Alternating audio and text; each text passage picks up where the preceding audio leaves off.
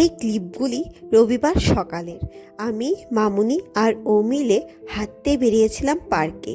এই পার্কটা আমাদের বাড়ির ঠিক পাশেই।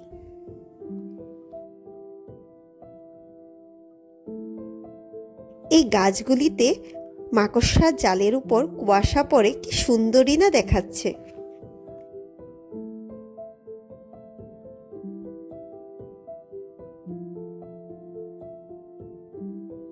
রবিবারে জগন্নাথ মন্দিরে স্টার্ট হয়েছিল কীর্তন, তাই জগন্নাথ দিঘিটিও খুব সুন্দর করে ডেকোরেট করেছিল। হাঁটতে হাঁটতে দেখতে পেলাম এই বিড়াল ছানাগুলিকে। এদেরকে কে যেন এখানে ফেলে দিয়ে গিয়েছিল। আলি বাবা, তোমরা কে? আমি কেন জানি না ওদের দিকে এতই আকৃষ্ট হই, আমি বলে বোঝাতে পারবো না। ঘরে এসে আমি, ভুতু আর ও মিলে বসেছিলাম চা খেতে, আর ভুতু এখানে চুপচাপ বসেছিল নিমকি খাওয়ার জন্য। ভুতু নিমকি খুবই ফেভারেট।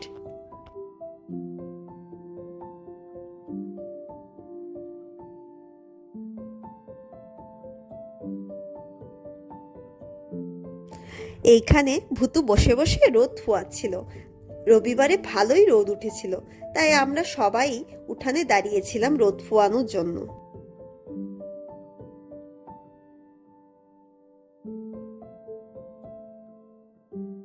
চা নিমকি খেয়ে আমার পেট পুরা ফুল ছিল, কিন্তু মামুনি মানছিল না। মামুনি জোর করে আমাকে 2 গ্রাস ভাত খাইয়ে দিল। আজকে রবিবারের মেনু হলো ফ্রাইড রাইস আর ডিম কারি। তো আমি এখন ক্যাপসিকাম কাটছি। এই যে ক্যাপসিকাম কাটা হচ্ছে। আমি বিন কেটে নিয়েছি, গাজর কাটবো। নিয়েছি গাজর, বিন, ক্যাপসিকাম, আদা, মরিচ।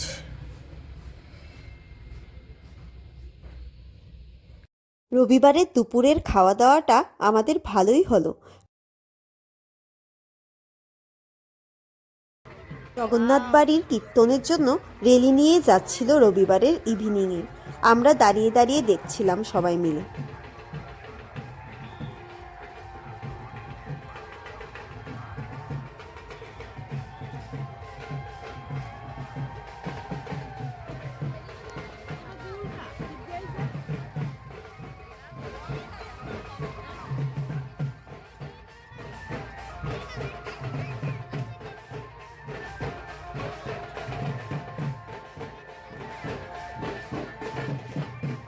ছোট ছোট বাচ্চাদেরকে জগন্নাথ, বলরাম আর সুভদ্রা সাজিয়ে ঘোড়ার গাড়ি করে কি সুন্দর করে নিয়ে যাচ্ছিল।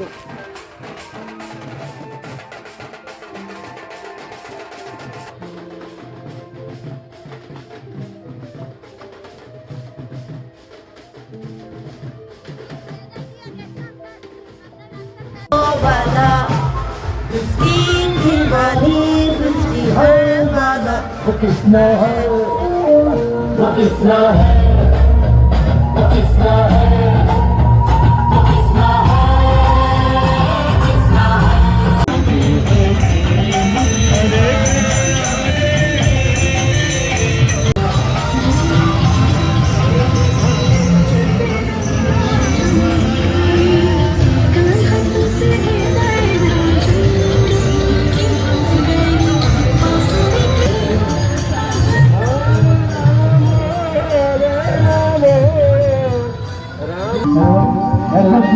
তাওটা ঘুরছে না, আসছে না,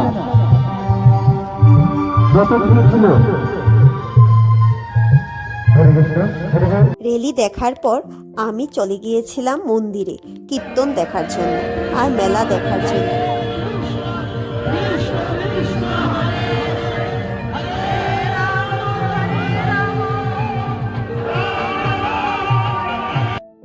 কীর্তনের জন্য চারিপাশটা খুব সুন্দর করে ডেকোরেট করে রেখেছিল।